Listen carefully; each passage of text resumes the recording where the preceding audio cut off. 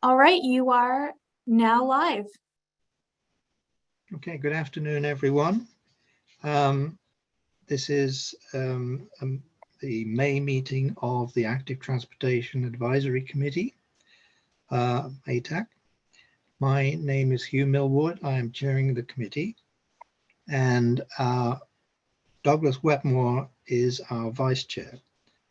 We will proceed with a roll call so that the clerk can check that people have their cameras and audios working. So I'll just proceed through the roll call and you can answer that you're here. So Douglas Wetmore. Present, Hugh, thank you. Thank you. Councillor Patty Cattell. Is the councillor not with us? Councillor Cuddle is, I think she just joined. I'm just going to let her into the meeting here. Okay. And same with Holly.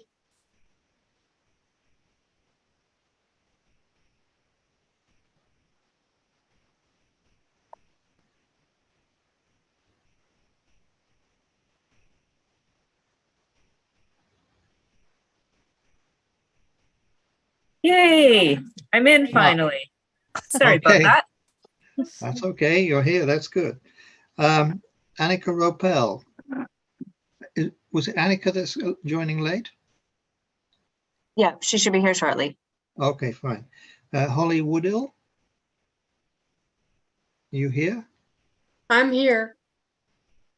Okay, Holly, thank you. Milena Casanavicius. I'm here, dear chair. Thank you, Milena. Elizabeth Pugh. I'm here. Very good. Peter Zimmer.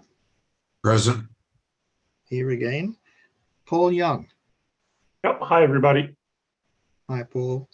Brittany McLean. I'm here.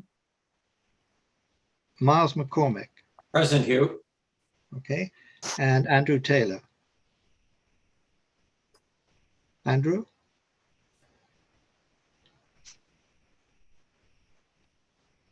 We can't hear you. Andrew is here. He was connected before. Yeah, here I am. Okay. Thank you. My sister's kids just left, so Okay. I'm here now. Okay. And so Annika's not with us yet. Is that correct? I think that is correct. Yeah. Yeah. Okay. All right. Staff members with us today. David McIsaac. David, is David here? I am here. Hi, David. And Elizabeth McDonald is our legislative assistant. Yes. So Hello. I'll begin with, thank you, Elizabeth. I'll begin with the land acknowledgement. The Halifax Regional Municipality is located in Mi'kma'ki, the ancestral and traditional lands of the Mi'kmaq people. The municipality acknowledges the peace and friendship treaties signed in this territory and recognizes that we are all treaty people. Moving on to item 2, approval of the minutes of the meeting of April 20th. These minutes were circulated. I'll call for a motion to approve the minutes.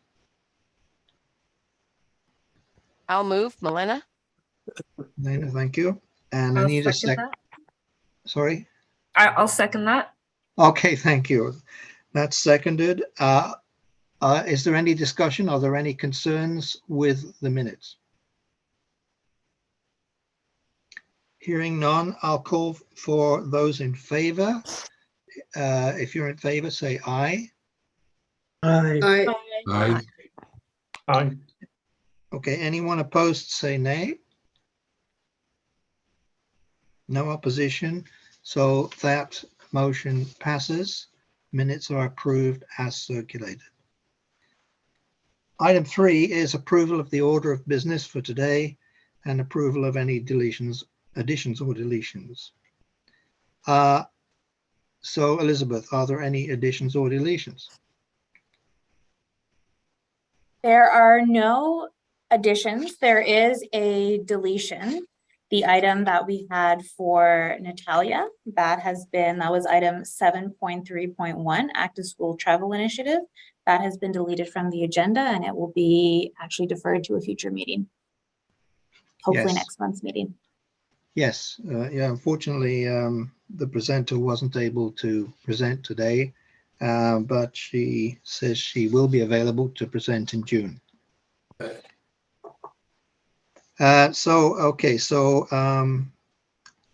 With that, I'll call for a motion to approve the order of business as amended. I'll move that, Andrew Taylor. So moved. I'll second Okay. it, Holly.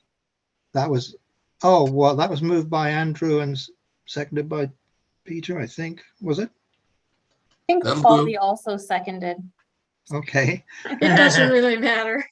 take your pick. No, yeah, Those in favor of, well, again, I don't think there's any discussion necessary. If you're in favor of the order of business, please say aye.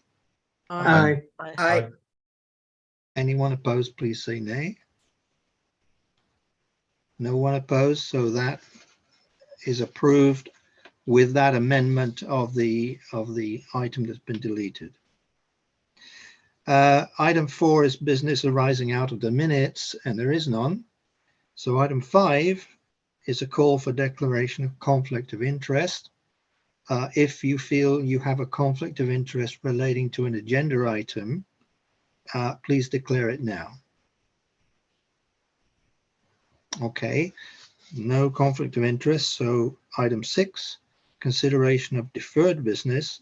Again, there is none. Item 7 is correspondence. Elizabeth, has there been any correspondence to the clerk's office? There is presently no correspondence. Okay, thank you. And petitions, item 7.2. Again, has the clerk's office received any petitions? The clerk's office has not received any petitions. Okay, and have any committee members received petitions? No. No, okay, fine. Then we can move on to, well, the deleted item was Natalia Diaz Insensé talking about active school travel. As I say, that should be in the June meeting. So and that moves us to item 7.3.2, St. Margaret's Bay Rails to Trails Association overview. And the presenter here is Neil Mui. Neil, please go ahead. Right, I just wait. There we go. The share Right, screen. I'm just going to promote Neil Yep. to co-host there, and then you should be able to share your screen. So I sit as the chair of Sambarda, and I wanted to give an overview of our section of trail here for discussionary purposes if required, to give you a bit of an aspect of St. Margaret's Bay, our travel surface, etc. So I developed a little PowerPoint, and I believe I hit this, do I, Elizabeth? And then what? There should be a little icon at the bottom on your menu to share screen. Do you see Okay. that? Yeah, there it is, share screen. Okay, Sambarda PowerPoint, share. Oh, that's the Nice. wrong one, sorry, different one. Take your time. Just gotta pick the right, I had it loaded. ATC, here we go. And then I'm going to go to view, isn't it? To get a full screen? No. Elizabeth, are you able to make that full? Perfect. So, yeah, what you can do is if you click on, see the very top tab there where it says slideshow, Yes, that that's right. will, From and beginning. then There from we go. beginning. Yep. Okay, so Sambarda is the longest trail in HRM. We have a coverage area that stretched from Hughley, which you'll see where the red star, and we go all the way to Hubbard's. We have 33 kilometers of abandoned trail on our section. The group was formed in 2003. both a registered member of Joint Stocks and NS Trails, and we follow the community development model. If you're not familiar with that, it's where the community voted in consultation with the government, et cetera, of the approved users for that section of the trail. Simbarda used to go from Beachville all the way to Hubbard's when they first started, but they separated a few years later. And so the BLT trail is roughly 9 kilometers, and they are their own association now. The approved users, as I said, were determined by community consultation, and we are part of the provincial Blue Route, the Rum Runners, the Destination Trail, and recognized by HRM and the AT Priorities Plan. Our current makeup is a board of directors, a set of bylaws. We meet on average of 4 times per year or more if required. If it's an immediate vote, it's damage from a hurricane, whatever, email votes are then ascertained by the board members and the work is to progress. We are a volunteer group. I need to make that clear. We have no staff. We do get questions often, especially if people come in from Chain of Lakes. They may ask us, you know, how come this is this way or that is that way? Why don't you have garbage cans? And we explain that we're just a small group of volunteers to do it. Our volunteers also do all the maintenance and funding applications. And this year, our volunteers through some Bay Treasure Chest, which is a major fundraiser in St. Margaret's Bay. We are a member of that. And we purchased a side mower this year, a tow behind, to be able to tow for vegetation and grass. So that should be a good help to us here. Our partner agencies are the Department of Natural Resources and Renewables, as they are the owners of the trail. We have a forestry technician assigned to us. He is responsible for spring and fall inspections. We also require letters of authorities for other events that arise throughout the year. It could be a bicycle run. We do host the cancer run. That's a major event for us.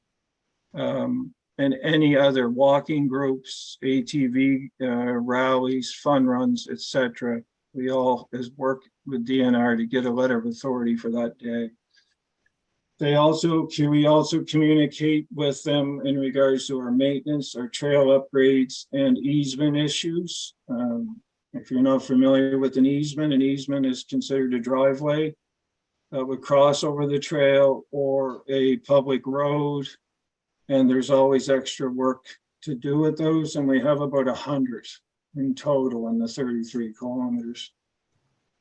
DNR staff also have conservation officers. They all respond from the Waverley office.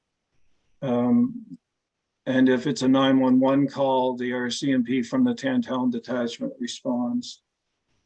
Community Cultures, Tourism, and Heritage are also a partner, and they have staff to assist with trail construction, signage guidelines, regulations, as well as funding applications. We also reach out to our partners within EHS, and we have the 3 fire departments here. They all have access to the trail for the needs of a 911 call, fire, whatever the issue may be. And our station here actually has a side-by-side UTV to use in the event that somebody has to be removed that way. Funding, always a challenge with every group. CCTH this year changed their funding models. They went to a per kilometer rate versus a annual rate that seemed to vary between group to group to group, and it's now changed. I applauded them for that. I thought that was fair, as it's now become equal provincially. And that's $400 per kilometer for maintenance and operation costs. The off-highway vehicle fund, they also pay maintenance, $150 per kilometer. So we get on average of $4,800 per year for that fund.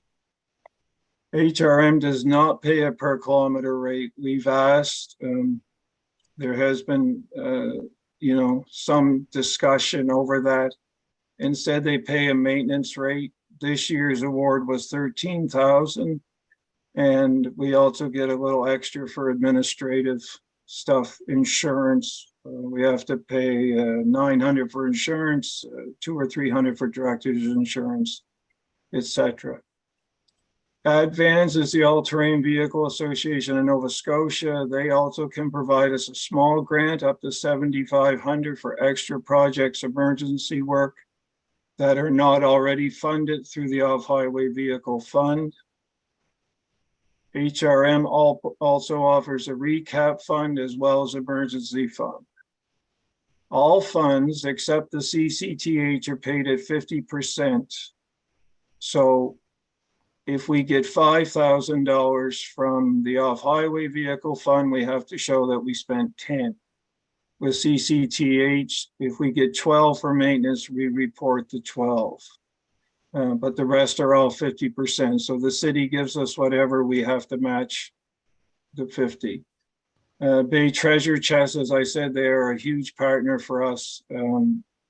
We have to organize every fourth Wednesday. We have to have people, about 13 or 14 actually, that count toonies, work as a supervisor for the count, any issues that happen. And we are a partner. They have 8 in total, and we're one of them. And that's a huge benefit to this area. All funders of Sumbarda require grant applications. Some require hours of work, and all are different dates to apply. So our year end starts, we establish those, and then we go right into applying to new grants, usually a month in between. So yeah, it's quite a bit for the board to take on to do that. It's done presently by 3 board members, and as a large, it's quite a process to do. Sorry. Grants are obviously the hardest part for the group. It's painstaking, but we also have a very invested treasurer, as well as a trail manager and a vice chair. So those 3 primarily do the grants as well as the final reports and whatever else has to be done. Our users, we are under, much like all provincial rail trails within the province, are under a ministerial letter with restrictions. So those letters of restrictions say what can't be on, and they also say what can be on. So our ministerial letter says walkers and hikers, ATVs, and they must be registered and insured, bicycles and e-bikes with pedal assist, horses, snowmobiles, which we have maybe 1 a year because let's face it, we don't get a lot of snow anymore, and anybody else that are not. Users that are not permitted or who have been present on times are dirt bikes, which are plated in blue, blue license plates, as well as street and trail bikes. Electric dirt bikes, which has become a bit of an issue, e-scooters, as well as bikes without pedals that fall under the definition of the Motor Vehicle Act. Those are not approved users, but are seen. Again, as a board, we cannot, we have no legal authority. We can do etiquette training, etc., but essentially it's up to enforcement as to what they want to do with those individuals if they are found. Our annual maintenance, we do a grading and rolling each year. We have a crusher dust surface. I'm sure if you've all been out here, you've seen it. Signage repairs, replacement. As I said, with easements, we have a lot of work that has to be done with those due to water management, vegetation management, driveways that are sloped, not maintained, etc.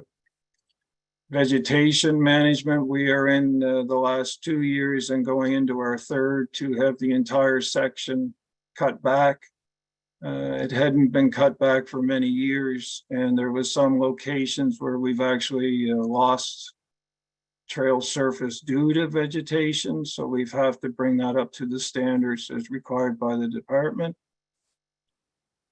Bridge maintenance, we have 13. Some are small and some are very, very large, old train trestle bridges. Culvert maintenance to ensure flow and no blockage. I can't tell you the exact number of rock culverts that were built when they built the railroad, but I will tell you there are many, many, many. Bridge replacements, we are going through that now. Our last bridge inspections were done by the Nova Scotia Department of Transportation. They sent their assessor out and did a class 1 inspection. Puddle Bridge, which is in Queensland, which is probably one of our largest. Yeah, it is our largest. Was found to have many, many deficiencies. And so far we have now had 2 contractors that are placing quotes to look at replacing that bridge, possibly in 2024. This is the first bridge that we have replaced as a board, other than doing wood sidings or wood bases. But this bridge, to give it in perspective, is 104 feet long. The steel frame, once it's stripped off, they estimate weighs about 42 tons. And it's going to be quite a big project. This is going to be an ongoing issue for all of Nova Scotia and HRM in regards to this, because there's roughly said to be 2,600 of these bridges within Nova Scotia that are all in different various uses and shape, etc. What has worked? One thing I found before, there seemed to be some hesitation, let's say, to maybe reach out and make some more relationship building. So the first meeting was with enforcement. We explained our issues and asked for theirs. And I will say that we have done fairly well. We have sort of a contact that we deal with directly out of that group. And they give us quite a bit of time. So we're happy for any time that they have. We also have weekly calls with DNRR to discuss issues, and they're only a phone call or a text away if we have an emergent issue. Advans, actually, when I started, the former trail coordinator I knew, and he was a great help due to his knowledge and best practices, and they provided us a lot of support in that, in a few years ago when we had some challenges. We also meet and still in communication with the local RCMP corporal for the Tantalum detachment to discuss any issues that he has or they have or whoever has. And we can also identify issues to them. Monthly inspections are done. They're done by 2 or 3 other volunteers, and they will start at one end and go to the other and write out any issues that they see. To contact us, we have a website. We also have a Facebook page to put announcements on, because social media seems to be the biggest draw now. And we also receive any messages through Messenger, and they're responded to basically within the day, so that they don't create bigger problems by not dealing with them. Clear explanation of the actual rules of the trails, as well as informing the easement holders of their set agreements, is usually, you explain to someone this is why or this is how, and I have found that has worked quite well. Constraints, funding will always be a constraint. And I always say this, and I wanted to put this in here so that, so that you can understand and appreciate in rural. The only user group that has to pay twice are the ATV population, which early in the development of this trail system were instrumental. The ATV club did many bridges. They did a lot of work. They would help with signage. But they also, each ATV has to pay a mandatory $40 deposit when they register towards trail development and upkeep. Trails that allow ATVs are the only ones eligible to apply through the Off-Highway Vehicle Infrastructure Fund. That fund, because of the, I will say, taking off since COVID of ATV use, I would say that fund now generates close to $2 million a year provincially. And it is kind if you require it. Climate change has totally changed our way of doing business. We understand climate change, but we now have to focus on adequate storm flow, drainage, ditching. And yes, we have to remove some trees to be able to do that.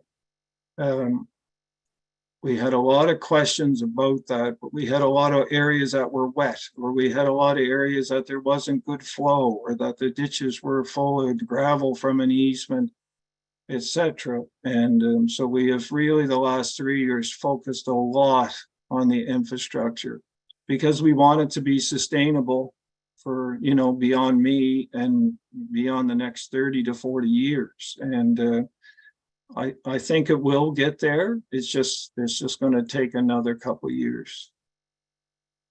The province and HRM have also some totally different ways regarding public highway crossings. This year in June of 2022, HRM Streets and Roads took over all the streets and roads to Ingramport. So that also brought in Halifax Water, which was new to us because nobody on this side of the trail had a ditch tax.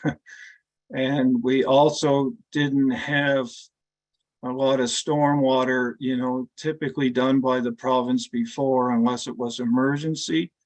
It led to a few challenges when it started so that everybody sort of understood what their roles and responsibilities were, but it's also now been beneficial.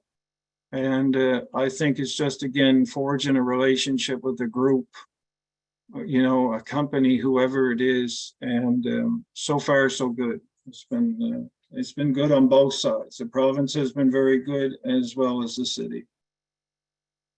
I'm going to give you some of our complaints, and these are received in order. Dogs off leash and not removing waste. I think that's common through every trail within the province, I'm sure in the city. Garbage not being taken home. We remind everybody it's pack it in and pack it out. We do not have garbage cans. The rationale behind the garbage cans is we would then have to require a volunteer to pick up the garbage and dispose of it, and to ask somebody to go from Hubbard's to Hubli for 4 or 5 garbage cans and then haul it all the way to Otter Lake is a big ask of somebody to do that every few weeks. So we don't have garbage cans. Cyclist speeding is not ringing, as well as not ringing a bell or letting a users know that they are coming. We get a lot of that from the senior population and mostly users, but they do go very fast.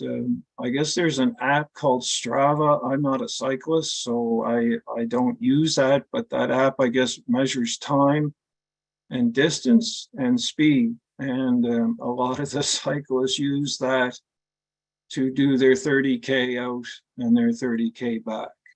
So we remind people that we do have a post that the speed is 20 kilometers an hour. ATVs, yes, they do speed some, and there are some with excessive noise. It's not perfect. We also notice the complaints are seasonal. So the top 2 are year-round issues. The third one starts around May and goes to the end of October. And then the fourth one, you know, the noise is the winter. The concerns about vegetation management, I sort of touched on, and what that was is there was, tree mulchers that were removing branches, whatever the case may be, and there was quite a few concerns and complaints from the public. But once it was explained why to them, the complaints rode themselves, and now everybody said it's coming back lovely and it dried up nice, and that was the whole purpose of it. So in closing, the volunteers are becoming harder and harder to find. This is with every organization and nonprofit. It becomes hard for groups to do succession planning when it's hard to attract new ones. I would say the sense of community here has changed due to population growth. The local Lions Club, for example, has 12 members. That's shocking, really, that they had a very strong membership, and now they're down to 12 people. The trail group doesn't have hundreds of people beating at their doors to join, to want to volunteer. Public use has increased. We noticed that with COVID, when the lockdowns had happened, that people were told to stay in their communities, and so they would still venture out of their main subdivision if it was in Westwood or Halliburton, and even as far as Bedford. And they were parking in other areas that had never been parked at before. The schools, our subdivision where I live, for example, and it's becoming to, it's hard parking. Public parking is hard. We try. We've actually have a new road in Hubbards that was just placed for the twinning, and there was a little parking area there made, and we are looking at another one in Ingramport, Black Point area for those residents to be able to park. Zimbarda is very welcoming to all users. We are also fully accessible. Every crossing now is grade level, and every parking area has grade level, and the rocks are separated far enough that if someone was in a motorized wheelchair or a mobility device, they would be able to access the trail with no issues. We don't have a lot of big hills, and the surface is friendly. ATV damage has not been a large cost for us. I know other groups have complained about that, whether we're lucky or I guess we're lucky. But we've had no real damage or behavior that's been, that has cost the group a lot of money. But we do know that each group, surface maintenance is a best practice. It is a yearly practice to fix up your surface. And, we don't want grass growing in the middle of it. So it's graded and it's compacted. We also don't put one group against the other as a shared use. Our group doesn't post on Facebook a lot of negative behaviors. We could, but I just don't see the relevance in it. I think it just doesn't work. So, if there's an issue within the community usually will deal with it themselves. They might put a post online, and I just don't see that as being a positive. While it's not perfect, it's not a major issue to this group out here. I thank you for your time. If you have any questions or comments, or if anybody would like to volunteer, I've left the email address at the Barlow Trails address for the website, and you can feel free. So, Mr. Millward, I thank you for your time, and Elizabeth, thank you for your help. So I'm happy to take any questions if you have any. Thank you, Neil. That was very informative, and I suspect there'll be some comments and questions. I do have a speaking list here, and I'm going to just go through it and call on people to see who is willing to speak. So, Milena, do you have any questions or concerns? Thank you. I don't actually have questions. That was thank you for coming out and doing this, Neil. My parents actually live in Bootlers Point, and I am completely blind and do use that trail, I would like to state that this is one of the best groups I've seen. And the ATVs, I'm not a big fan of them, have been extremely, extraordinarily fantastic. As I said, I'm out there quite a lot in the summer, walking it with my white cane and my guide dog on leash, not in harness. And every ATV user is very respectful, is not speeding. I haven't seen that on some of the other trails, which I don't frequent a lot. Second, I will say too, because we have Elizabeth here smiling, in case I'm not fully on camera, and Brittany, I like cycling on my tandem. I think cyclists are important, but we do have an etiquette problem with cycling, and we need a little bit more signs, and maybe the province can help St. Margaret's Bay Association allow throughout the trails with slowing them down, because the bells are still not being rung. Although there has been improvement, huge improvement in the St. Margaret's Bay Trail. And those are my comments. And then I will say, kudos to you guys. I hope you find extra volunteers. I'll try and get my parents on there as well, and keep up the great job. And for those who haven't been out that way, come on out. Yeah. I find that when I first started, my history was I was a paramedic manager for 25 years, and I had to retire early. I am partially disabled. So I got involved because my wife said, you should probably get out of the house once in a while. And the first task they gave me was to find somebody to go with me to put up the signs of ring your bell. And those signs have since diminished. But yes, we do try, and we give free bike bells out of the Bike and Bean, and etc. But anyway, thank you very much. That's nice, Milena. Great job. Keep it up. End of thought. Thank you. Okay, very good. Elizabeth Pugh, any comments or questions? No, nothing from me. Thank you very much, Neil. Really appreciate getting your perspective. We hear a lot of negativity about OHVs and ATVs on trails, so it's fantastic to get an example of where it's working well. Very good. I think the take home of that, Elizabeth, is you have to look at it prospectively. We have 33 kilometers. You would have to have a guard at every driveway to maintain civil obedience if they weren't allowed. So it's better to work with than against. And I think that's the take home, is that yes, I know there's some that aren't perfect, and trust me, it frustrates me.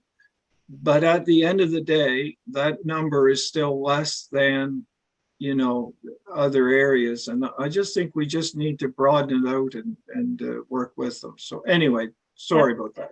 No, I agree completely. Brittany and I were actually in Cape Breton last week, 2 weeks ago, I guess, and went out for a spin with a cyclist who said she'd done a complete 180 on her attitude because of this ability or the interest of working together to make things happen.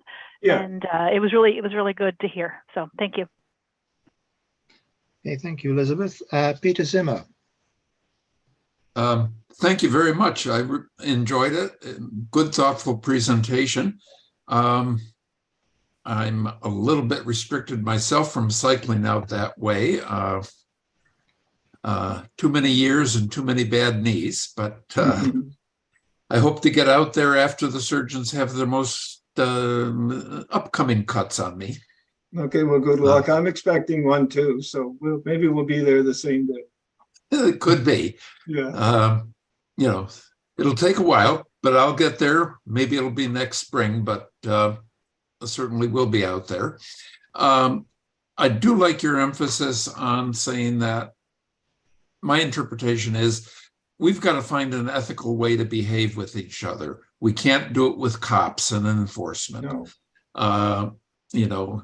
Good-natured signage, hints, certainly we'll be trying within the Cycling Coalition in our education of cyclists to say, listen, you got to be aware that if you're overtaking somebody, you can't tell from behind whether they're blind or they're deaf or they've got earbuds in. So you got to slow way down, ring the bell, wait until they sort of turn and sort of acknowledge you're coming back. Yeah. That's the important lesson I think we need to look to say it's, you know, it's got to be a civil society that we're building on all the trails and roads and, you know. Yeah. And I totally agree with you. And we do have a lot of people with earbuds. They weren't a thing when I was young. And I'm not, you know, but yes, we do get the earbuds and we do get the non-signaling. And I did have a lady that was quite elderly who stopped me one day, and she actually had chest pain. And so I drove her and her 2 wiener dogs back to her car. And that was entertaining. But the moral of the story was, on the way home, she said, you know, I used to really hate these things. And but she said, I'm very happy with them now because, you know, but she said, I can hear you. I can hear you coming, and I can't hear the cyclist. And yeah, it was kind of a cute story. Yep. Okay, thanks, Peter. Paul Young. Hi, thanks. I thought it was a terrific presentation. Very interesting. What's most surprising for me was the complexity of funding. That looks like a real challenge for you. In line with that, I have one question, and I'll start with one comment. As a hardened cyclist, I shake my head. That's the trail I use the most, and I don't understand why cyclists would want to go fast on that, on a gravel surface when there's a perfectly good road beside it. So I just don't understand that, but that's just me. One question, for the heavy funding issues, the heavy capital items like bridges, who pays for those? Second one is the email address and the Facebook page. How do you get the word out on those? Are they on the signs at the St. Margaret's Bay Trail? Thanks. Okay, so the first part of the speeding cycles, yes, that speed limit was done by the group, and the group was posted at 20. Now, some trails are 40 within the province. This group is stuck to 20, but we don't stand there with a radar gun, and let's face it, neither is enforcement, etc. So we leave those signs posted. As far as funding, I can't honestly tell you. My MLA is going to be heavily involved for this area, and I believe she is going to help us somehow find that cost. Once that cost is determined, if it doesn't go that way, then there will be applications forms done by volunteers to every sector out there. I'll give you an example, and then I'll be quiet. The Chester Trail, or the Chester from the end of Simbarda that goes to Chester, the Gold River Bridge. They are owned by the municipality of Chester, that trail. So they are being, get a federal fund. We can't do that as we're a nonprofit. So it's every funding is just all over the map. And so we're hopeful that within the province that we find a way to somehow fund this, because we certainly can't. I mean, we don't have that kind of capital. So thank you. Thank you. Okay, thank you. Brittany McLean. No, sorry, Paul Young is next on my list. Oh, I'm sorry, that was just me. Just that Paul, yeah. Brittany McLean.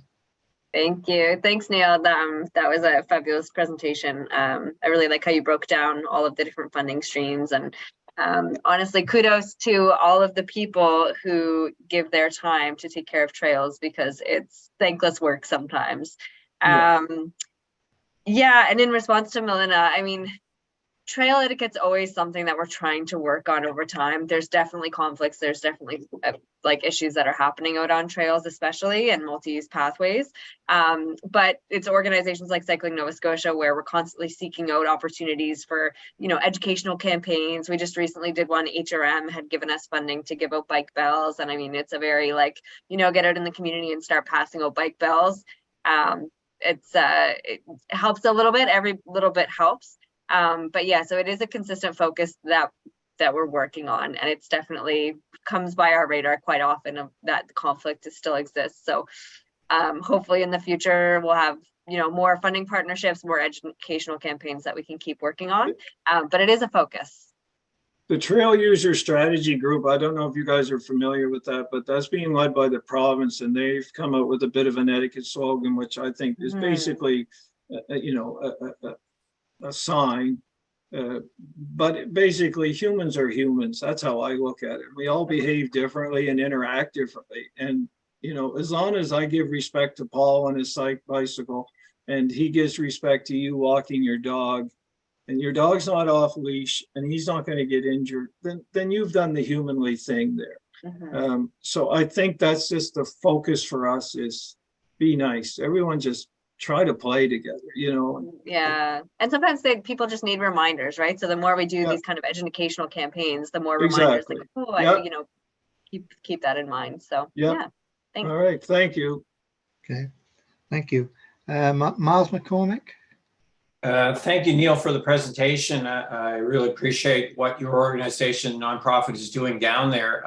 I use it, I run it, and I agree 100% what you said about the ATVs, especially, and the etiquette. Just people being nice people, speaking along the trail is really good too. A couple things that I noted too was the Queensland Bridge. When that starts, that's a good opportunity for communicating about what's going on your trail. And the other thing is, I think if anything, when the road is fully twinned to Hubbard's, I think you're going to see even more usage on the trail. So I appreciate what your team has been doing, and I continue to encourage you to get the word out. It's a great route. Thank you very much. Okay, thank you. Okay, thank you, Miles. Andrew Taylor. Nothing at this time. Okay, Andrew, thank you. Doug Wetmore. Very insightful presentation. Thank you. No other comments from me. Okay, thank you, Douglas. Councillor Cattell. I think she signed out. Yeah. Yeah, she stepped out to take a phone call, I think. Yeah. Yes. Annika Ropel. Did she join us? Yep, I'm here. Okay. Yeah, great presentation. I got in right as you were starting.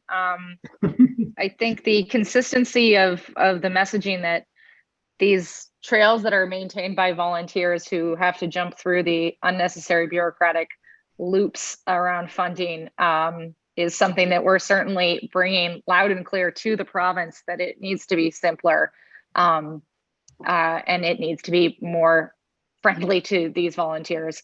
So that is something that we've certainly vocalized to the new provincial active transportation strategy, but also to other members of groups. So I would echo what other people have said, which is thank you for continuing to do that work for the good of many Nova Scotians.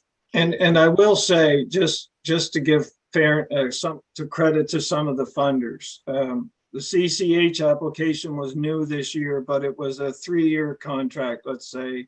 So we only fill it out once, and we send in a report at the end of the year. The OHVIF is a 1.5 pages for maintenance. HRM last year made theirs easier, so it is getting better. It's just this, you know, the amount of the asks of the people each to meet on like this, to sit there and type, you know, applications up. So anyway, it's coming. It's much better than it was when I started. So I think it will get better. Yeah. Okay, thank you. Holly Woodall. Holly? I don't think I have anything really to add to that, other than I can feel your pain with applications. Okay. Okay, thank you, Holly. I don't really have any comments of my own, other than the fact that yes, hats off to all of the groups that are on the DNR rail lines, because it is a lot of work and it's a constant battle for funding, essentially. See, David has his hand up there. Hugh? Oh, just a minute. I have the And wrong. Councillor Stoddard is also, she has joined the meeting as well.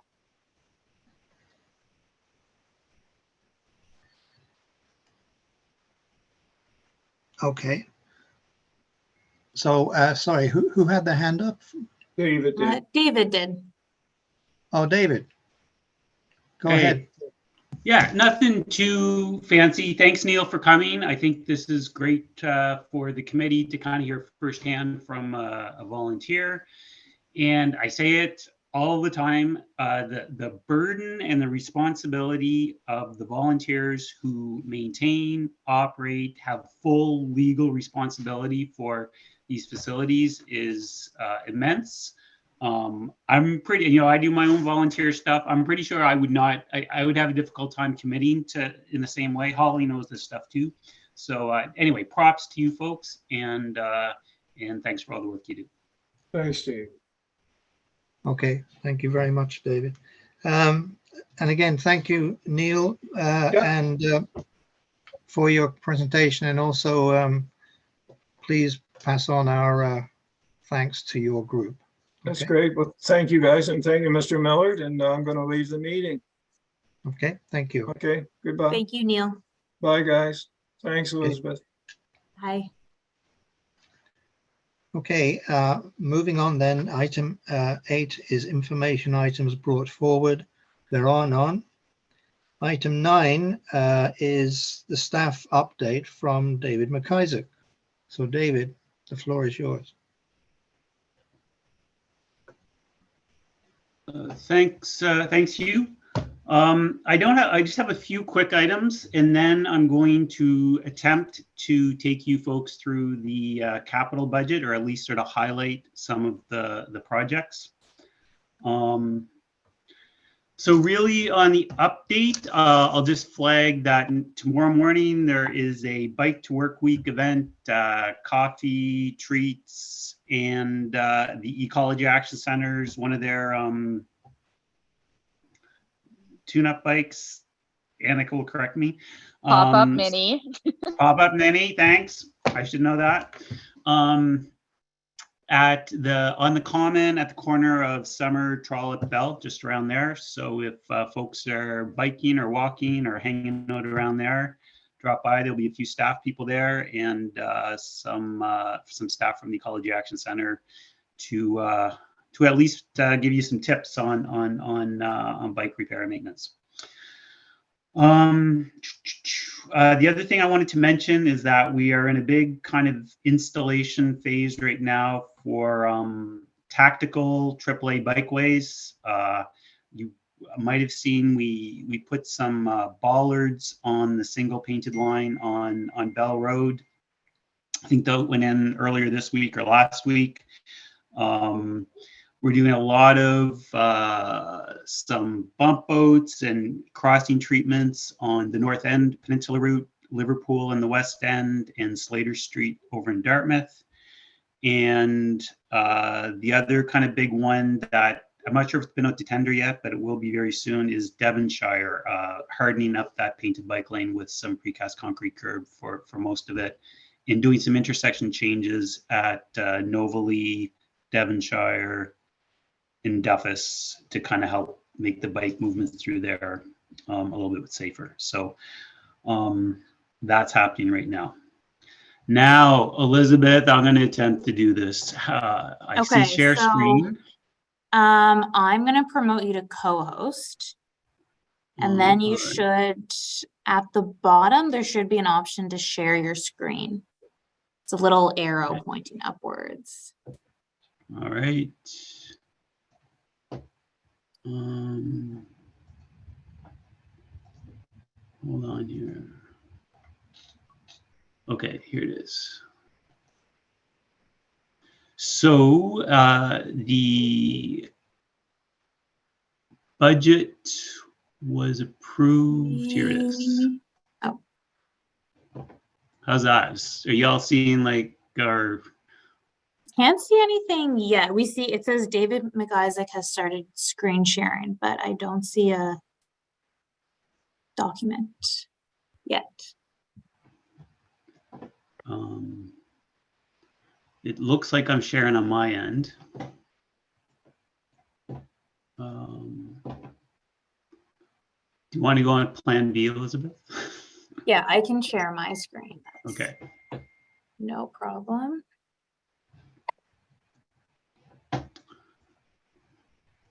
So in the chat, I'm going to just post the link to the capital budget. And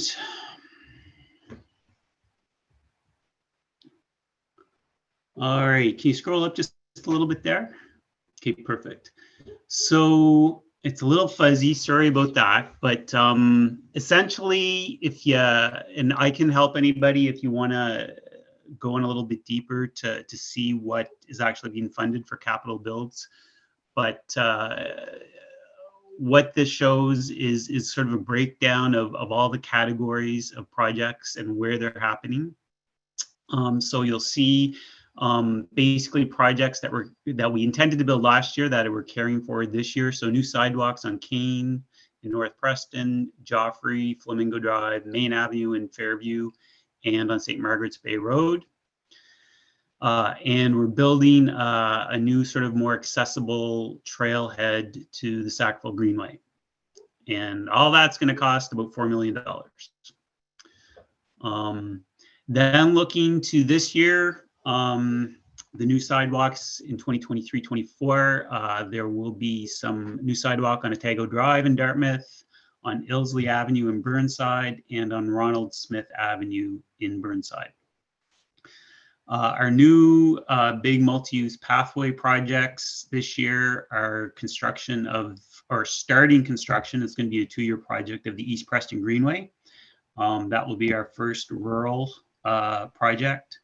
We're going to be doing some recapitalization of the Forest Hills Trail in Cole Harbour. There's a segment there that was built back in 1970 something and hasn't been recapitalized since. So we're going to work on recapitalizing that this year.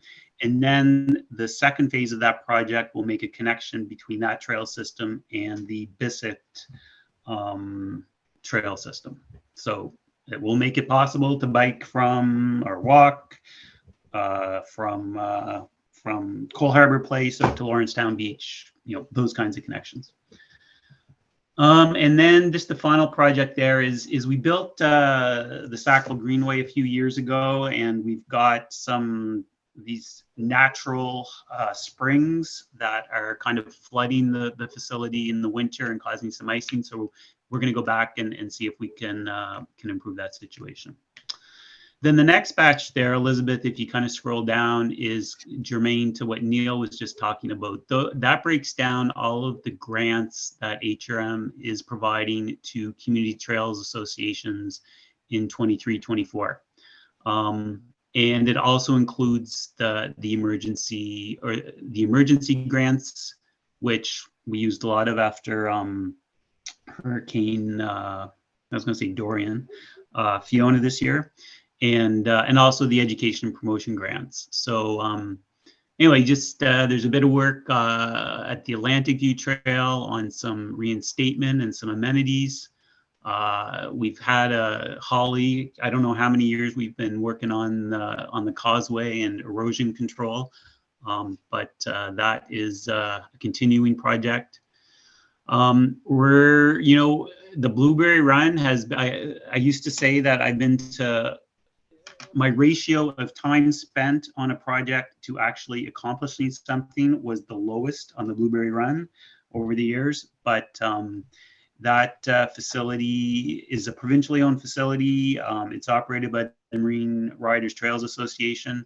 It has, you know, it's in rough shape. For the reason why depends on who you ask, but we are working closely with that group to and funding their work to try to get that facility back to a more accessible standard.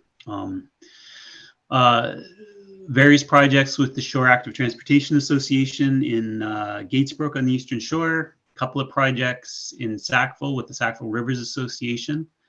And the last one there, the Second Lake Parks and Trails, is a really cool new segment of multi-use pathway through Sackville Lakes Provincial Park that will make it basically be a bypass route for Cobequid Road, which is not a fun place to walk or bike.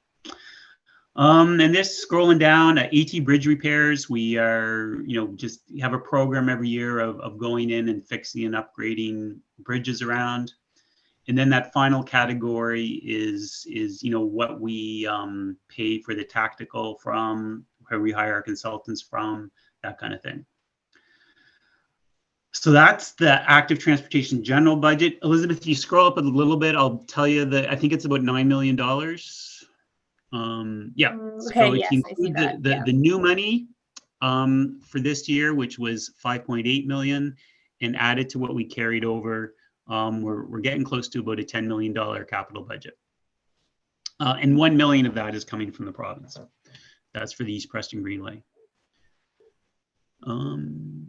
And then the second big AT budget is the Regional Center AAA Bikeway budget. And so what we have carried forward are the Dartmouth Harbourfront Greenway. So right now there's 3 gaps in that facility, and we're trying to fill right now the gap between Parker Street and Old Ferry Road. So that's in Dartmouth, obviously, and it's kind of right above where the old Coast Guard station was. It's now, I think it's called the Cove. And that one is, it's all designed. We have the money for it. We need to get a chunk of property from CN for that. We have agreement from CN. We have agreement on the price, and we are waiting for the paperwork to be finished. And once we have that deal signed, we will be ready to tender that project. And then Almond Street, we're going to get as much bike lane built this year as we can. The one constraint there is we might need to delay implementation in front of the Richmond Yards project because their encroachment, as I currently understand it, will still be there this year. New projects this year are doing North End Local Street Bikeway in Islesville between Duffus and Yonge Street, Oak Street Local Street Bikeway, and that is it. There's a little bit of bikeway going in on Lower Water Street right now. That's sort of an example of a miscellaneous integration. So that is happening. And then this final budget, it's about 2.5 million. Oh, just if you go up there, sorry, Elizabeth, to make you do this back and forth. No, sorry. One kind of interesting, stop right there. Okay. Sorry, or were you around? If you look at the very bottom there, out of that $6.4 million budget, most of it is coming from the provincial and federal orders of government, something like 84% of it. So it says 6.4, but the actual HRM share is about $1 million. And then finally, if you advance, the final kind of big category of capital funds are the sidewalk renewals. So those typically get done as part of a larger street recapitalization project. And when we're in there fixing the pavement and the curb, we also have a budget to upgrade and recapitalize sidewalks. I think that budget is about $2.5 million. And I'll stop there. I just every year at least want this committee to have a bit of awareness of these projects and where the money's going. And again, happy to answer any questions either now or if you want to follow up. Thank you very much, David. Okay, thank you, David. Let's go through the speaking list again. I'll change the order. Paul Young, do you have any questions or concerns? Yeah, there we go. No concerns. Looks good. It's impressive to see how much of the budget comes from the province. So that's good. On the bikeways, yeah, for sure. Okay, Brittany? No questions. Thank you, David. Okay, thank you. Miles? No questions. Thank you, David. Okay, Andrew Taylor? Nothing from me. Thank you. Okay, Doug Wetmore? Yes, just a quick comment from me. You should have seen the absolute smile on my face when I was walking Bell Road last Saturday and saw the new bike infrastructure there. Wonderful job there. I noticed there was a small segment missing near where the parking garage is, but that very well just could be that that's been installed since the time I was last there. So I'll withhold any comments on that until next meeting. Okay, I'll find out about that. I'll probably find out in a couple of hours here. So you bet. Yeah.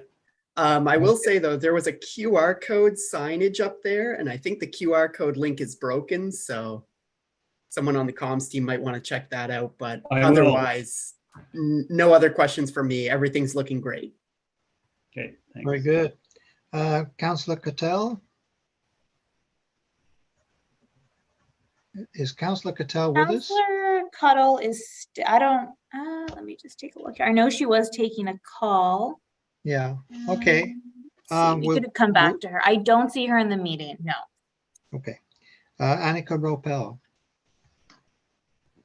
Yeah, and this is, again, lovely to see all of those projects rolling out. So kudos to you, David, and the team. I have a question, and I feel like this isn't necessarily at you, but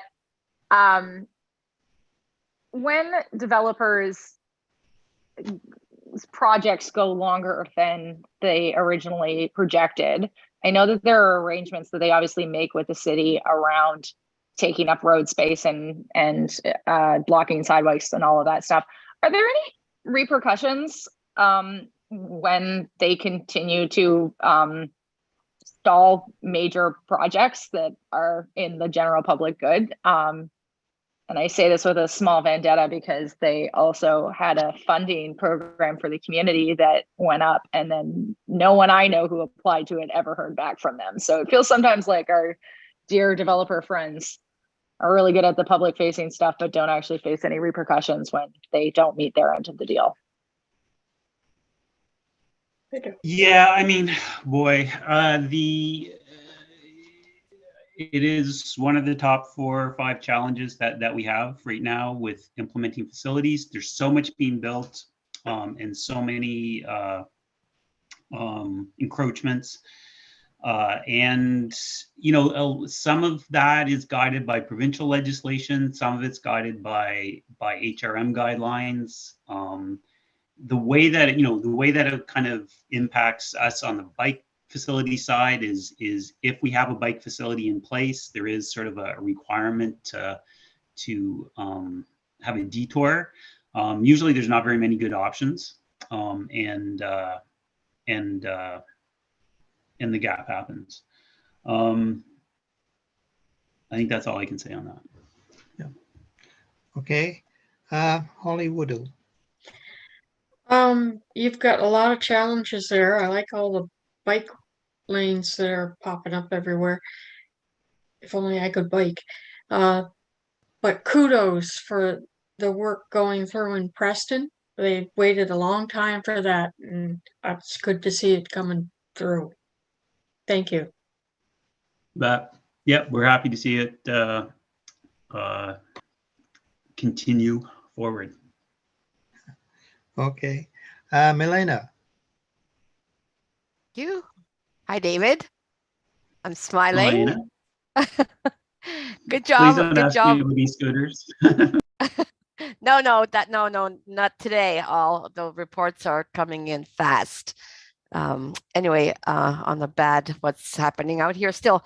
Anyway, yes, I'm happy to be hearing about the bike lanes too, but I'd like to remind this committee, we are active transportation advisory committee, and you know, I'm happy, number one, to see that there's budgeting for sidewalk installation and renewal. We must not forget our pedestrians, because still the biking infrastructure is endangering those of us who cannot bike. And we are full active transportation because we walk or bus. And that one example is in front of CNIB, where very, very vulnerable elderly people, clients of CNIB, are going to be having to cross a bike lane. We're discussing that. Furthermore, just to let you know, David, and the committee, Liverpool and Dublin has become a problem. People are driving over that yellow, lovely dot.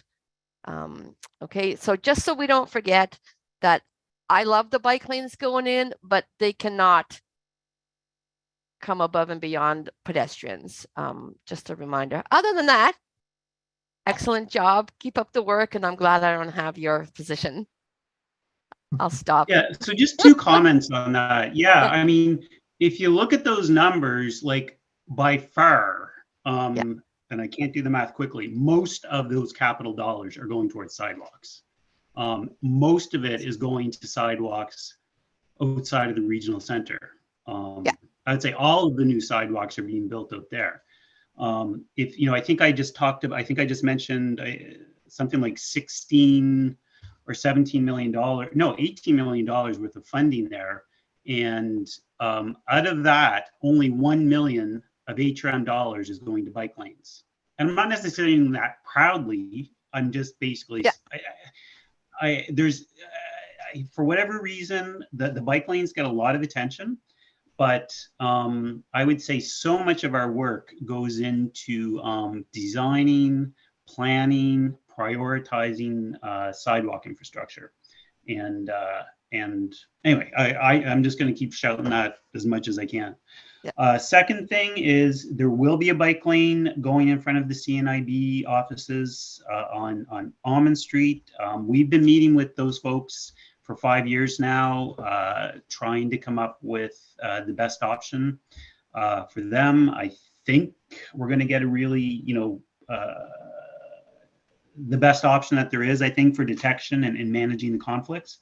But we have been very aware, I guess, that is a particular situation that we need to manage, and we've been talking to the folks there constantly. So, well, I'm one of the folks. I know I was in a 2.5 hour meeting with poor oh my God, his name. Yes. Anyway, yes. Dylan.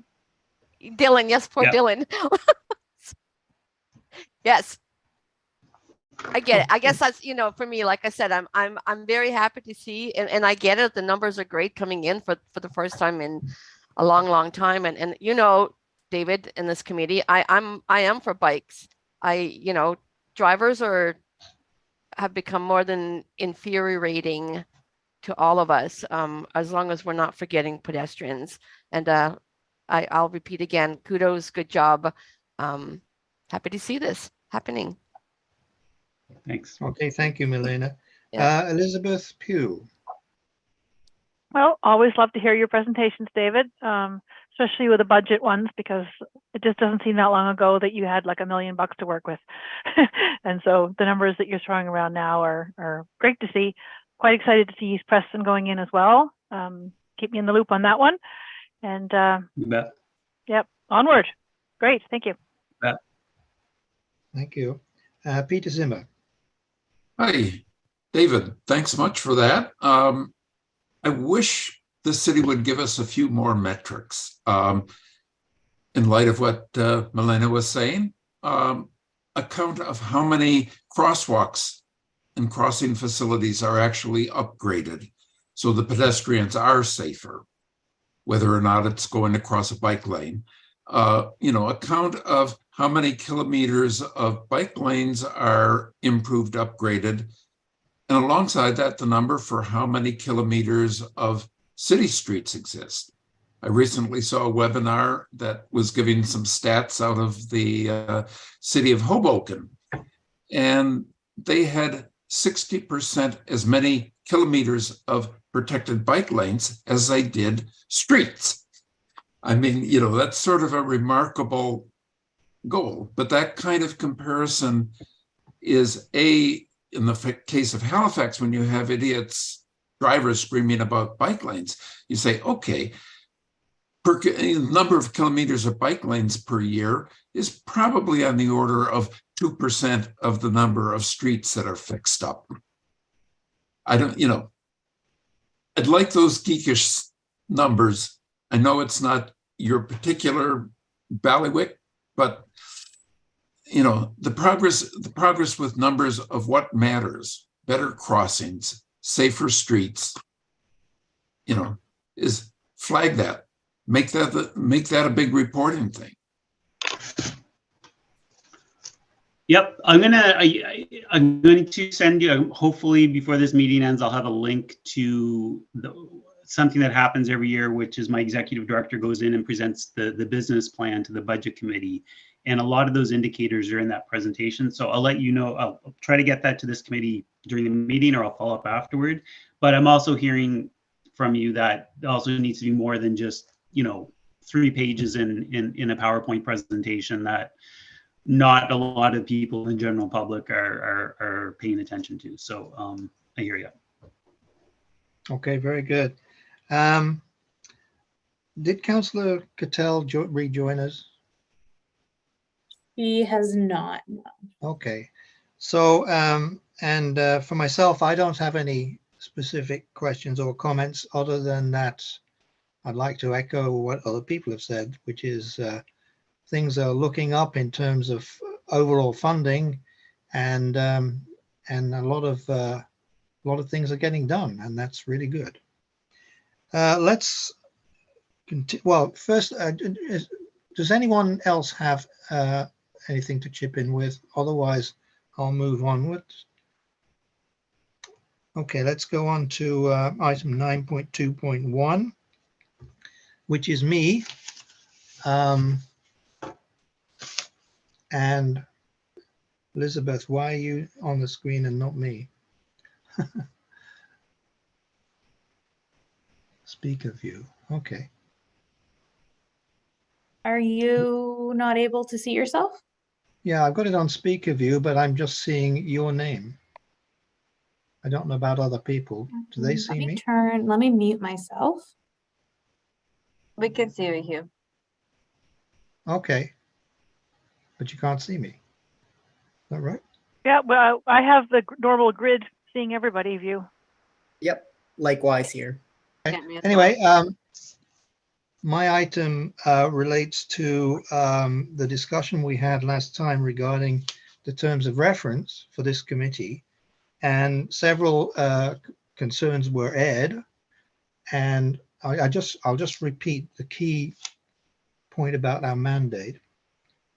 The mandate, according to the 2019 terms of reference, is to advise the Transportation Standing Committee of Council on all matters relating to active transportation in HRM, using the Active Transportation Plan as a guide. And specifically, the committee will provide timely advice to the Transportation Standing Committee on matters relating to budget, infrastructure, education, policy, and public awareness. So it was suggested that myself as chair and Douglas Wetmore as vice chair should arrange a meeting, which turned out to be a video conference call with Wayne Mason, Councillor Mason, who is chair of the Transportation Standing Committee. And we had an interesting discussion. I'm just going to give you some point form, the main thrust of the meeting, the main points that came out of that. Firstly, it was very good of Councillor Mason to meet with us and to take our concerns seriously. He recognizes that ATAC is being underutilized. And he stresses that our terms of reference give us wide latitude to initiate items and send advice to the TSC. But he points out that we need to pass motions so that any recommendations from this committee are dealt with in a formal way and receive the appropriate response. He did seem to recognize, though, that the TSC in turn is not making adequate use of us and is not formally requesting our advice on particular issues.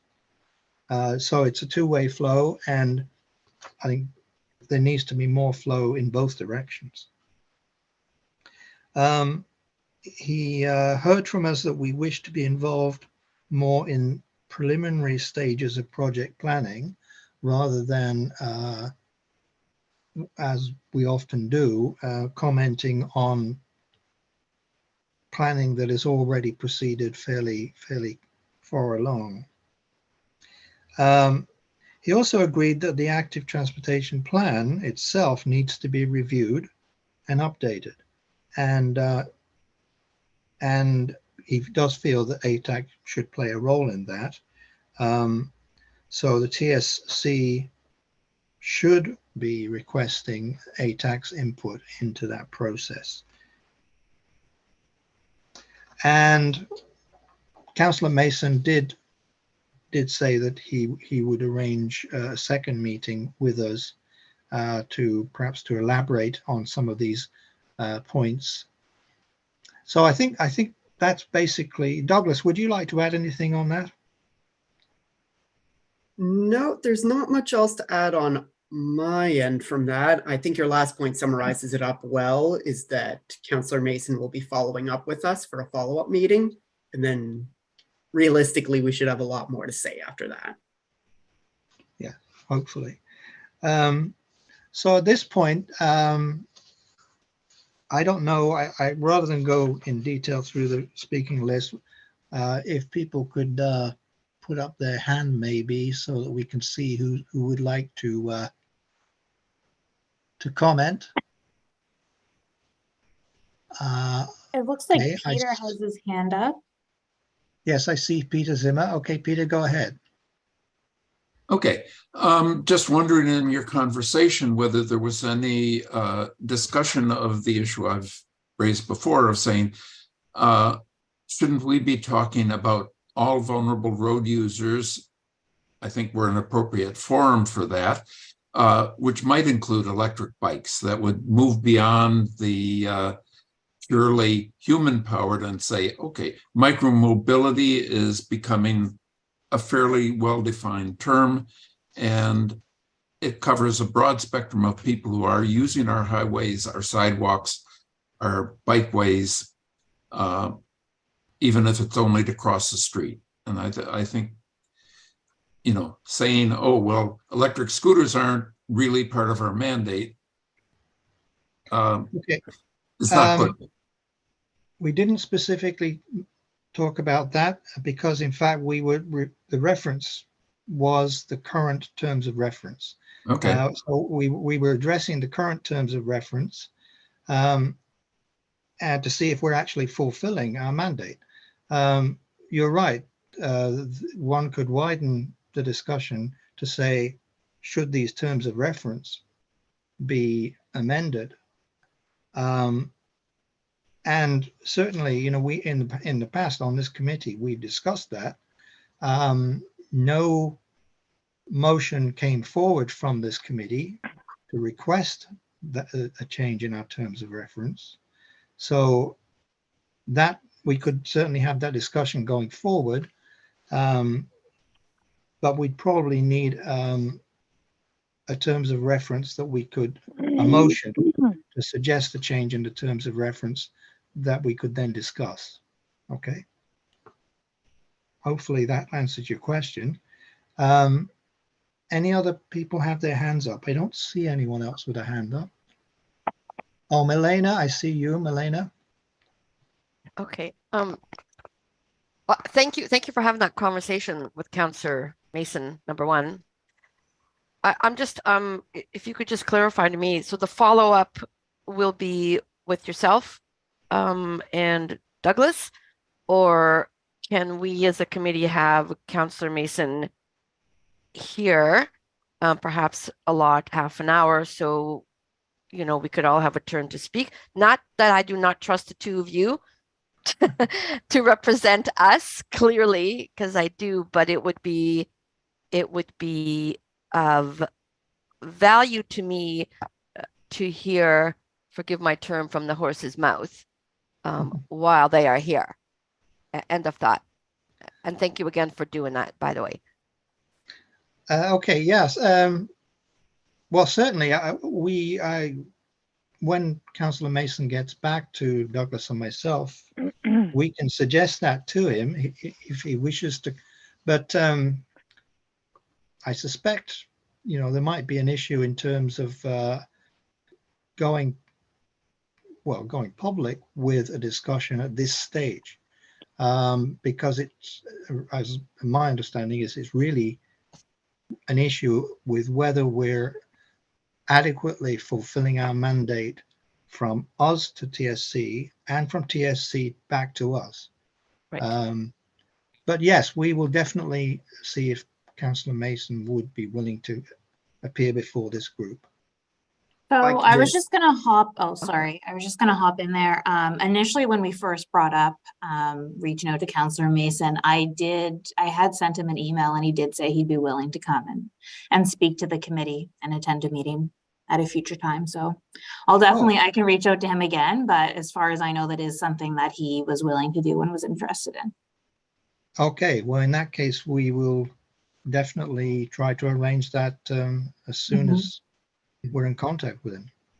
I was just going to add to your answer there, Hugh, if that's all right. I guess to summarize, the conversation we had a few weeks back was very high level, not really down to the fine details yet. So the next conversation myself and Hugh will have with Councillor Mason will be kind of dipping down a few levels, starting to talk more about the terms of reference and ideally, or not terms of reference, just the we started with the overview. The next conversation will be a little bit more detailed. And then it was my understanding, which I think Elizabeth just did the perfect job at summarizing, is that Councillor Mason will eventually be joining us and hopefully sitting in on more of these meetings and hearing what we have to say. So yes, we will get to that point. I just don't think we're quite there just yet. Maybe next meeting, hopefully. As a follow-up, thank you, Douglas. It's not about him sitting in here listening. It's about having him here present so each of the committee members can also say something. Yeah. Again, not that I don't trust the two of you, because I do, and and if he's willing to come in and answer maybe some unanswered detail from each committee member, then I know I would appreciate that. And given the fact that he's said he'd be willing to do that, it's not going beyond. I don't think it's necessary to have him here to listen to our discussions, because that would be a waste of his time. It's a matter of just having a conversation. Yeah, that's understood, Milena, and we will try to get Councillor Mason to attend and listen to you and give his opinion back. I see Paul Young has his hand up. Paul. Yeah, sorry, I just wanted to add one thing, and I was listening very carefully to what you had to say, and I thought you worded it very carefully, and that. To me, the loudest takeaway in my understanding of government committees is we need to be more active on the active transportation committee, and that, as you say, goes both ways. We have, we can mull things over, but we have to turn recommendations. We have to push things back at them. And that'll, I think, start getting their attention. And then they might start pushing things back at us, get that relationship working. In the next section, I certainly have something that I want to bring up, which might start that going. So I'll stop there. Thanks. Okay, thank you, Paul. Anyone else have any questions or concern regarding this? It's as Douglas says, we've started a conversation, but there's more to do, and we hope to include the whole committee on that. Okay. Well, with that. Sorry. I just, to Paul's point, I think it might also be useful in terms of us being more active, is maybe there is also space for, I don't know what the appropriate mechanisms would be for this, but an overview of motions and an overview of the actual mechanisms that we could utilize. It feels like perhaps sometimes the legal jargon of the rules and the motions in this can feel a bit heavy to wade through, and maybe we as a committee, it would be useful to go over those together at some point. Yes, understood. And in terms of, the phrasing, the precise phrasing of recommendations, for example, once we've moved to recommend, that's really out of our hands. It's a sort of legal form that is required, and Elizabeth perhaps could talk to that.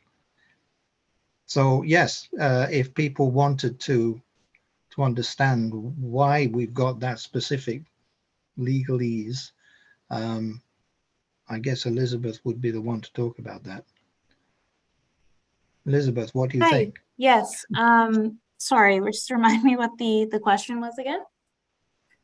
It's really, my understanding is the question is, how do we interact with TSC? How do we make recommendations to TSC? So yeah, the main way that we would make recommendations to TSC would be through passing a motion. And I know that you did have a motion in the works there for what was supposed to be Natalia's presentation, which hopefully she will be presenting to us next meeting, and that motion can be put on the floor. So yeah, it would be through passing motions that this committee or advisory committee would be interacting and giving recommendations to the TSC. So whether that be to recommend for the TSC to recommend something to council or for a staff report, it depends on what that motion, what that recommendation would be, but that would be the vehicle in which you would interact with the standing committee. And if I can also, if it would be helpful, kind of share with the committee motions or recommendations that other advisory committees have made to their standing committees. I don't know if that would be helpful at all, but just kind of to show examples of the kinds of recommendations or motions other advisory committees are passing. Yeah, it might be helpful, but my understanding is we do have wide latitude, as Councillor Mason pointed out. We don't have to have notice of motion ahead of time. If there is a motion that comes naturally out of a discussion or a presentation, then that can be made without a notice of motion. Yeah, that is correct. So yeah, any presentation that we receive, if someone would like to draft a motion, and I can certainly help with it and then put that motion on the floor, that's certainly a possibility. Yeah. So yeah, these are things we can, especially I think it would be useful to talk to Councillor Mason about as a group. But the key takeaway that we got from our discussion is that we're not making full use of our own powers, essentially, and that if we want to have an influence with TSC, we have to make formal recommendations that have been moved and seconded and approved. Peter, you had another question? I was about to type into chat, but I'll say it. I'm wondering whether we could have or insist on, in essence, making like a staff report, making an ATAC report to this to the TSC. I mean, as a presentation. Our terms of reference require an annual report from ATAC to the TSC. But I'm asking about particular issues. Oh, I see. Okay. Just saying, can we formulate a report, record it, or,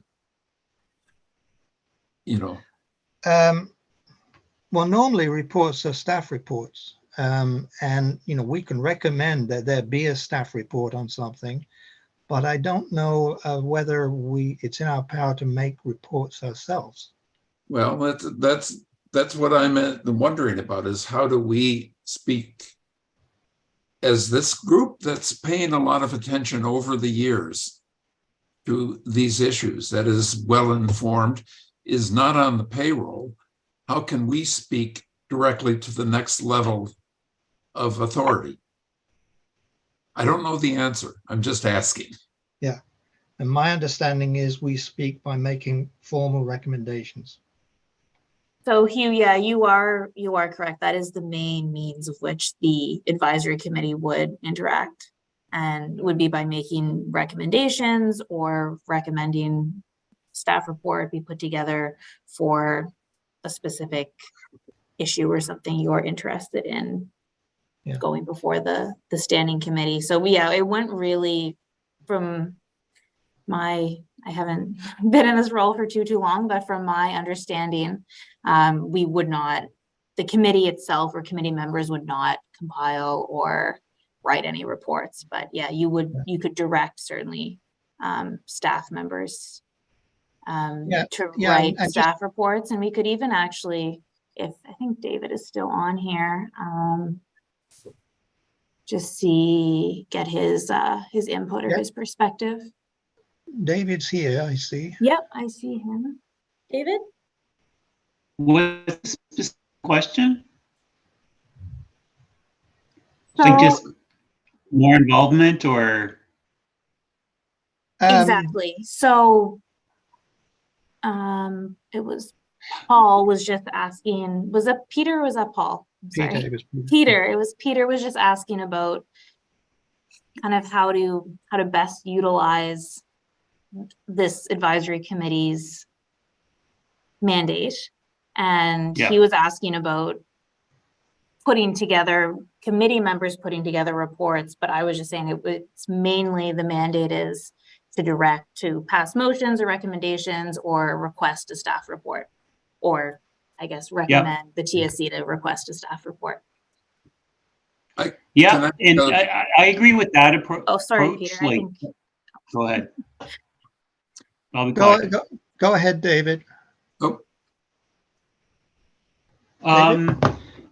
Yeah, sure. So two thoughts come to mind. One is to kind of use, I guess, that sort of existing structure of going up to Transportation Standing Committee and requesting that they take a certain action. This committee, I noticed, hadn't been using that very much the last few years, but a couple of notices of motion, I think, from this discussion at this committee were at Transportation Standing Committee earlier today. So that's already there. The other thing, and you referred to it earlier, Hugh, is updating the Active Transportation Priorities Plan.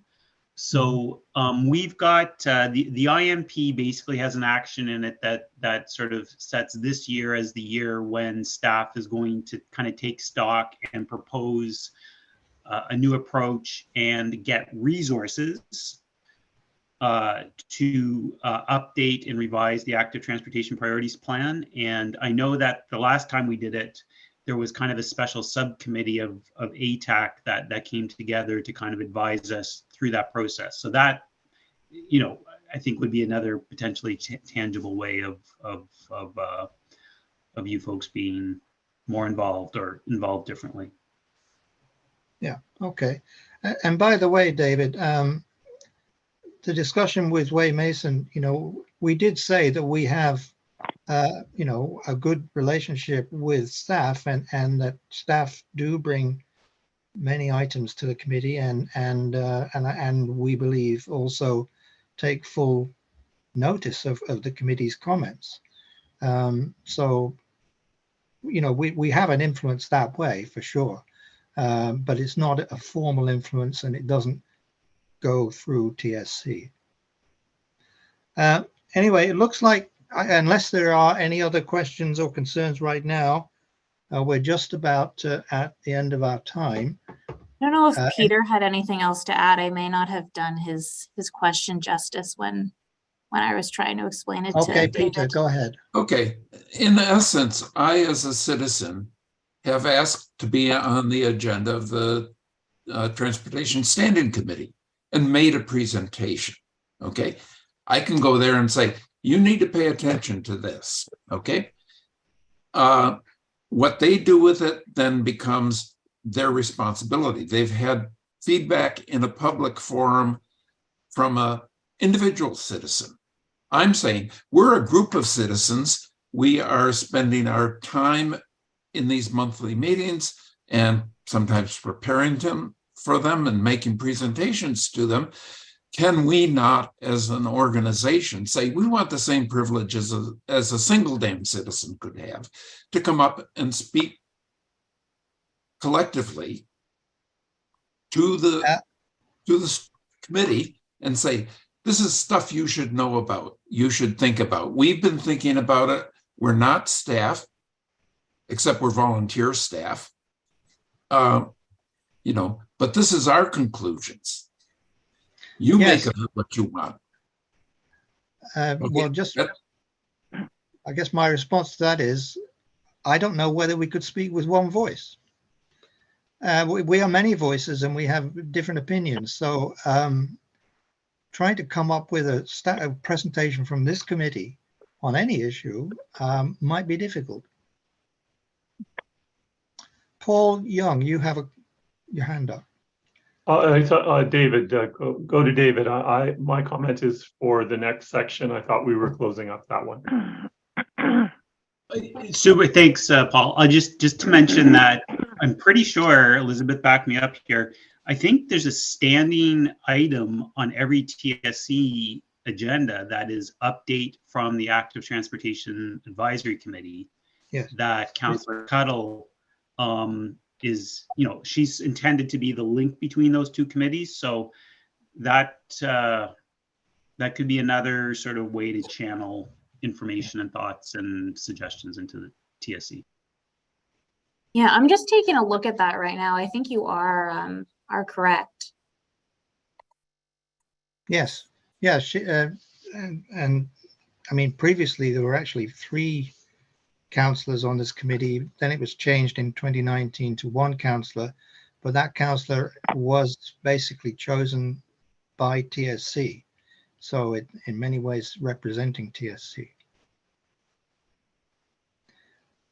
So I see Paul's hand still up. You had a question, Paul. Yes, sorry, it's for the next. I just didn't want to be forgotten going into the next item. I have 2 forward-looking issues. Sorry, which item is that? Well, hopefully I was going to work it under additions, even if I didn't get a chance to add it earlier. Just 2 little quick things. Okay. Yeah, because we didn't add any items when we looked at the agenda. So you have That's what Go we can ahead. add an item later on in the meeting. We'll note that in the order of business. Oh, okay. Then I'll jump There's right something into you if you want to speak to there, Paul. Yeah. There's 2 things I wanted to touch on. Just I'll be brief. I saw that our active school travel initiative presentation got delayed to next time. I think that should be very interesting. Unfortunately, I can't attend that meeting. However, in the last week, I came across a really, really incredible YouTube video from a fellow in Vancouver that was talking on exactly the same thing.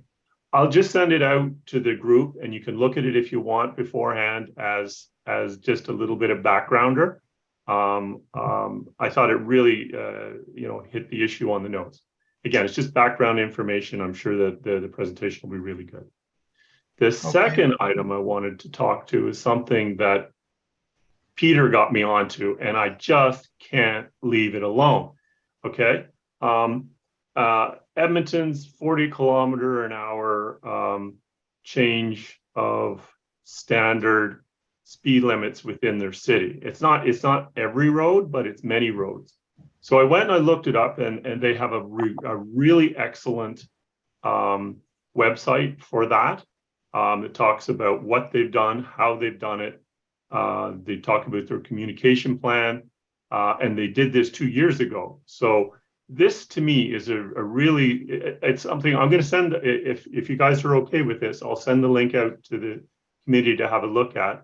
And if we want to have a discussion about it, to me, I think that this is something that I would love to have our, if the rest of the team agrees, it would be something to recommend for the city to look into to see if it's viable, worthwhile to implement something similar, appropriately scaled to the Halifax, to the HRM. But I think it's a really excellent starting point, their website, because they've already been there. The city could contact Edmonton, they could talk about what their challenges were, what they felt worked, what their metrics were, and kind of go with that. So the work has already been done, and it's there for the taking. So I'd like to send out just that link. You guys can have a look at it, and we can talk about it at a later meeting. Does that sound reasonable? That sounds very good, Paul. And we'd be interested to see, well, to use both of those links and to see both of those items. And I'm sorry you won't be with us next month, because I'm pretty sure it'll be a very useful and interesting presentation. And we are expecting that presentation to lead to a recommendation to TSC on active school travel. So yeah, please send those links. Okay, thank you. Will Sorry, do. Paul, how would you be sending, are you emailing those links, or are you going to send them in the chat? I didn't catch Would you that like part. me? Oh, that's a good question. Would you like me to send them to you, and then you pass them out to everybody That via would be email? great. Yeah. Perfect. That's what I'll do. And I'll add a little intro to each of them, a paragraph, so that you know what you're getting into. Perfect. Very good. Okay, thank you. Okay, with that, I think we should conclude with date of next meeting, which is June 15th. And following that, adjournment. I need a mover to move adjournment. I move for adjournment. Okay, and no seconder is required. So with that, we'll close the meeting. Thanks again to everyone, and we'll look forward to our June meeting, where I know there are two presentations at least for June. Thanks a lot again, and stay well. Thank you. Thank you. Bye-bye. Thank you all. Have a good evening, everyone. Thank you, Hugh. Bye now. Thank you. Bye.